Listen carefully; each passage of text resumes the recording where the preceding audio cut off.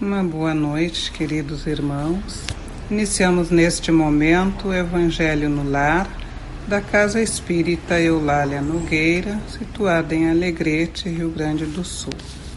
Vamos elevar a nossa mente, os nossos corações, harmonizando-os, procurando ficar numa posição confortável, pedindo a Deus, nosso Pai, que nos dê o amparo e a proteção, nossos protetores individuais, orientados pelo nosso Mestre Jesus Cristo, possam nos atender nas nossas rogativas na noite de hoje. Que Deus nos ampare.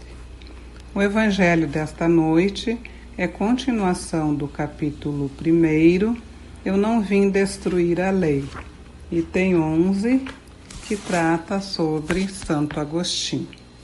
Santo Agostinho é um dos maiores divulgadores do Espiritismo. Ele se manifesta quase que por toda parte. A razão disso encontramos na vida desse grande filósofo cristão, que pertence a essa vigorosa falange dos pais da Igreja, aos quais a cristandade deve seus mais sólidos alicerces. Como muitos, foi arrancado ao paganismo, dizemos melhor, a impiedade mais profunda pelo esplendor da verdade, quando, em meio aos seus excessos, sentiu em sua alma essa vibração estranha que o chamava para si mesmo e lhe fez compreender que a felicidade estava alhures e não nos prazeres enervantes e fugitivos. Quando, enfim, sobre sua estrada de Damasco, também ouviu a voz santa exclamar-lhe: Saulo, Saulo, por que me persegues? Ele exclamou: meu Deus, perdoai-me, eu creio, eu sou cristão. Depois, então, tornou-se um dos mais firmes sustentáculos do Evangelho. Pode-se ler nas confissões notáveis que nos deixou esse eminente espírito as palavras, ao mesmo tempo, características e proféticas que pronunciou depois de ter perdido Santa Mônica. Eu estou persuadido de que minha mãe voltará a me visitar e dar-me conselhos, revelando-me o que nos espera na vida futura. Que ensinamento nessas palavras e que previsão brilhante da futura doutrina. É por isso que, hoje, vendo chegada a hora para a divulgação da verdade que ele havia pressentido outrora, fez-se dela o ardente propagador e se multiplica, por assim dizer, para responder a todos aqueles que o chamam.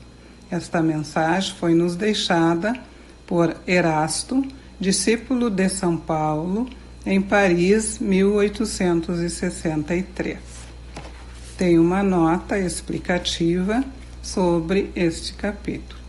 Santo Agostinho vem, pois, destruir aquilo que edificou? Seguramente que não, mas, como tantos outros, ele vê com os olhos do Espírito o que não via como homem. Sua alma liberta entrevê novas claridades e compreende o que não compreendia antes. Novas ideias lhe revelam o verdadeiro sentido de certas palavras.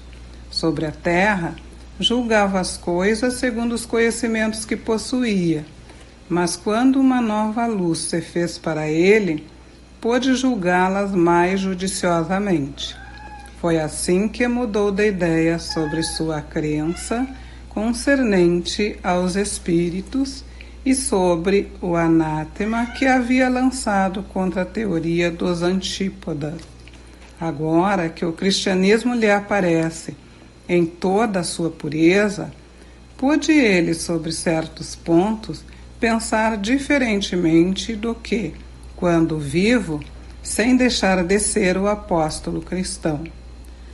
Pode-se, sem renegar sua fé, fazer-se propagador do Espiritismo, porque nele vê o cumprimento das coisas preditas.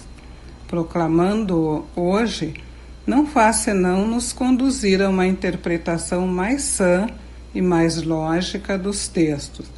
Assim, recorre com outros espíritos que se encontram em posição análoga. Então, meus irmãos, este capítulo, que traz por título Não Vim Destruir a Lei, e que abre-se com as 3 revelações, falando sobre Moisés, o Cristo e o Espiritismo, a aliança da ciência e da religião, e encerra-se com esta instrução chamada Nova Era e esta mensagem de Santo Agostinho. Para nós cristãos e espíritas, Santo Agostinho foi um marco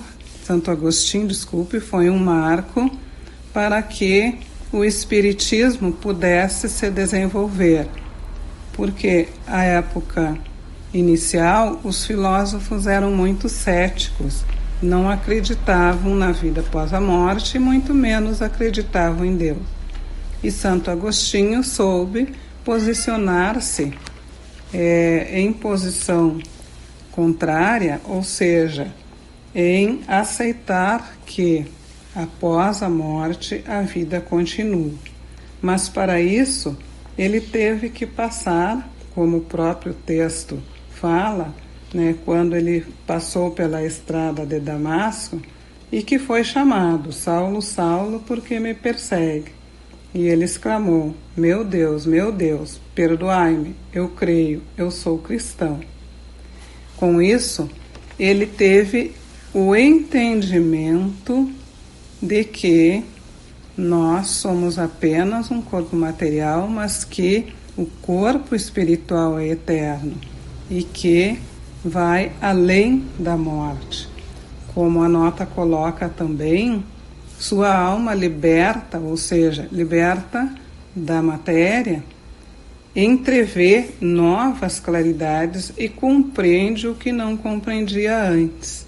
Parece tão novo até para nós, muito apegados ao materialismo ainda hoje, temos dificuldades de entender o que seja verdadeiramente esta alma que vive em nós e que após a morte se torna no Espírito eterno criado por Deus.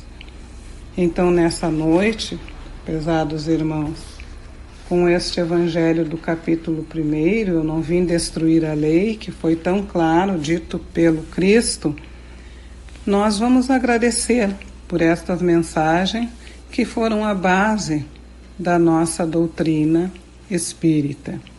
E vamos agradecer também a oportunidade de estar recebendo esses esclarecimentos para que, se possível, antever, assim como o Santo Agostinho, as possibilidades que nós temos de uma vida eterna. Agradecer porque estamos encarnados, aprendendo e tendo a oportunidade que muitos não tiveram de ter estas explicações que o nosso Evangelho permite fazer.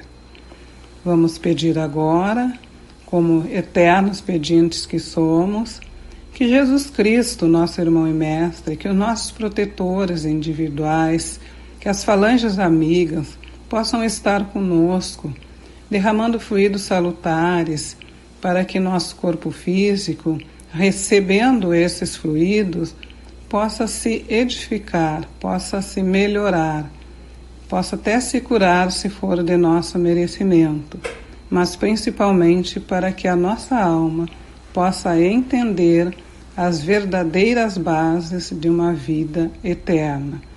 Vamos agradecer também a família que temos, os amigos, a cidade onde moramos, o que temos para viver e o que não temos também, que nos ensina que a ausência de certos bens materiais é uma forma de nos fazermos crescer. Vamos pedir ainda para que Deus, em sua finita bondade, possa atender aqueles irmãos que perambulam pelas ruas, que sofrem, que estão nos presídios, que estão nas casas lares, as crianças abandonadas que possam receber o alento, o carinho dos espíritos superiores.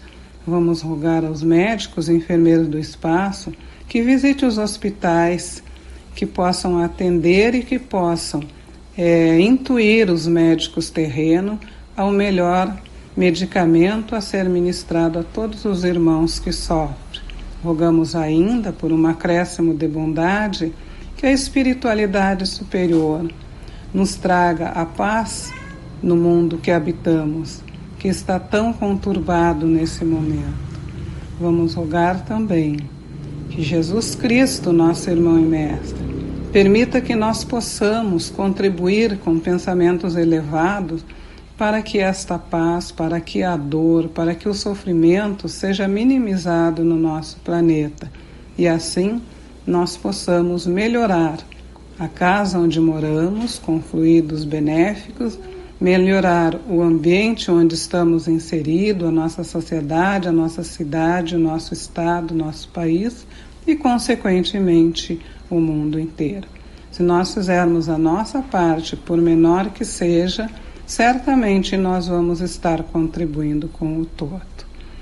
Vamos rogar ainda que os espíritos superiores, médicos e enfermeiros do espaço, fluidifiquem as nossas águas, derramando os fluidos salutares de saúde, que a ingerirmos possamos equilibrar o nosso corpo físico e o nosso espírito.